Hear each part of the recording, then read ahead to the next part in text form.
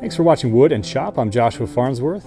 In this part of the traditional desk build, I'm going to show you how I put this back piece on before we put the lid on. As you can see here, I've marked the same dimension from the back of the desk to this point and then tapered it down from there. So in a couple of the videos that I've done before this, I showed how to square up boards with hand tools. So I'm not going to show you how to do that right now. That would take a long time, but I got it to the right dimension that I wanted. I set this forward, and I decided to have about a ½ inch overhang on each side. You can do whatever you want to do. And then I have a little overhang in the rear. And this will be the place where you can set your ink bottle, your quill pen, whatever you wanted to do. You can use a gouge or something to put a little divot in here to put pencils, chalk, whatever you want. I've seen some 18th century desks that have some molding around here as well, so there's a lot of things that you can trim this out with.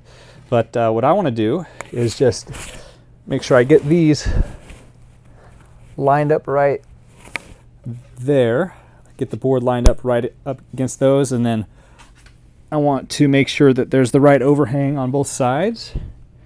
Okay, I've got my ½ inch overhang, and then I'm going to give myself a guide for putting in the nails. And I'm using cut nails, not just because they're historical, but also because they hold better than wire nails. Wire nails were brought about because they're cheaper to manufacture, like a lot of other things. Just because something's newer doesn't mean it's necessarily better. It usually means that it was just more profitable for a company. So, just like before, I took the egg beater drill. If you want, you can clamp this down. It's probably a good idea. And I used a drill bit that's a little bit narrower than the cut nail. And this is a fine finish nail. Just like in the last video I showed. I got these from Tremont. I like this length. So I'm just going to come back, probably enough to give it strength. Maybe I should be a little more precise. Just to give you a number, I'm going to set this at 1 inch, and I'll come in 1 inch from the front, and 1 inch from the back. You can do the same thing on the other side. I'm just going to check to make sure I haven't bumped this. Then I'll put a little weight on this board because I don't have it clamped up here. Okay. And this is not called pre-drilling. It's one of those debates on what you call it. I just call it a pilot hole. Drilling a pilot hole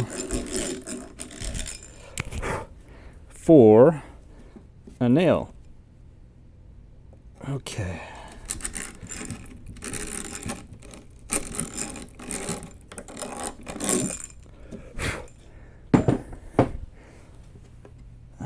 And you can see that there's no rock in this. And I jointed the front of this, and I squared this all up and just made sure that it wouldn't rock and that it was nice and straight all around.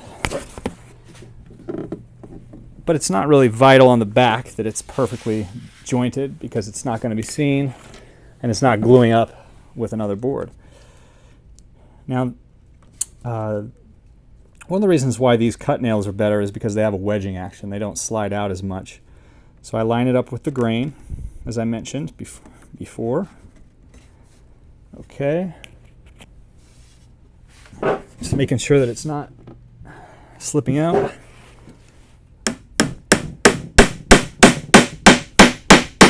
I'll stop there, and And then you can go ahead and do the other ones, and then you can just take a little nail set. And on this I probably would set it down a little bit below the wood. And that's it. Go ahead and do all 4 corners. And then in the next video I will start working on the top. We'll do a breadboard top. And then we're getting pretty close. If you're interested in learning traditional woodworking with hand tools, visit my website at woodandshop.com, where you'll find free video tutorials, buying guides, workshop tours, and reviews. Make sure you subscribe to receive my regular blog posts and YouTube videos, and don't forget to check out my 10 steps for getting started. Enjoy!